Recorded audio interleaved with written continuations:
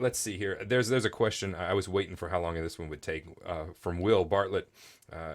Question for Ronnie. Can you talk us through your gear? How and why have you changed what you use over time?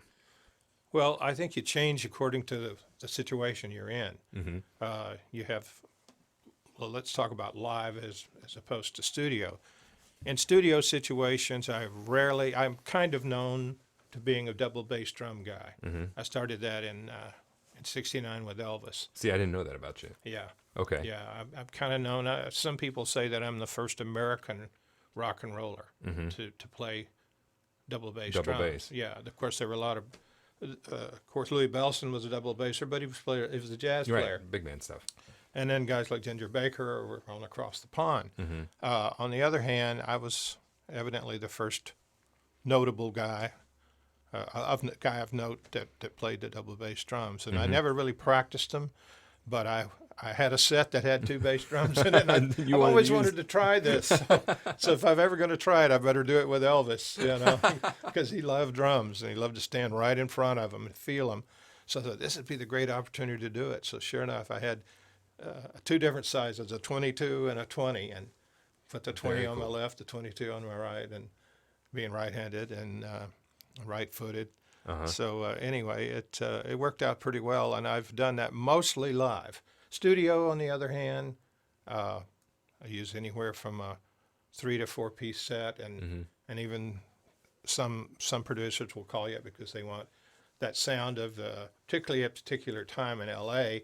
They wanted the sound of the wraparound, all of that stuff. So Now, do you endorse a particular company? I see you're wearing a DW hat. Are yeah, you with I've been DW? with DW since the early '80s. Okay.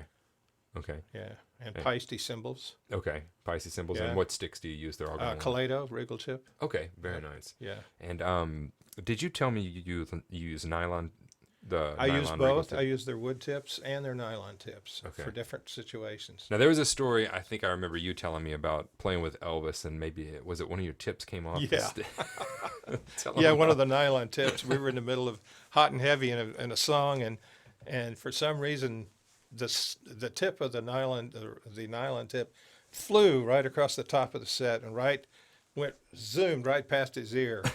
And he did one of those and looked around at me, and as soon as the song was over, he said, "Ronnie, you're firing at me," or something like that, man. Thought you were shooting at me. Made a joke of it, but I felt pretty bad. No, is there? This one is from Tim Krakowski. When did you know drumming would be your career? Was there an aha moment? Was there did the clouds open up and angels sing, or was it just kind of something that you began to? Well, very briefly, I was a trumpet player. Started in grade school and played up to about my junior year in high school, and decided to take my trumpet in and trade it in on a drum set. I was frustrated because trumpet was not allowing me to express myself in the way that I felt like I needed to. Right. And that was through drumming, through rhythm. And so the aha thing never really happened for me. It was a gradual movement, because when I got out of high school, I was a relatively new drummer. And deciding to attend the University of North Texas, where guys had been playing since they were 8, 9 years old, Right. and great accomplished players. yeah, that's a killer school. Yeah. It's a- Yeah, so it's like sink or swim. So I couldn't even imagine making my living playing drums, but you just stay at it and do the best you can.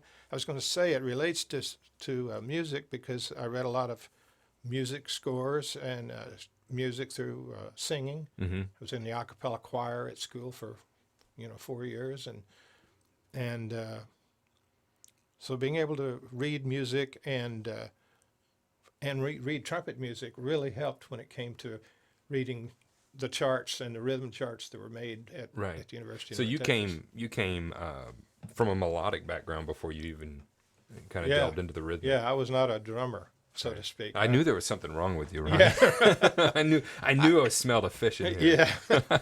Well, I always tell guys, I said, hey, try to be a musician first. Right. There's lots of drummers. Yeah. Lots of guys that can beat on drums, as they say. Right. But there's not too many guys that take it to its fullest length, which is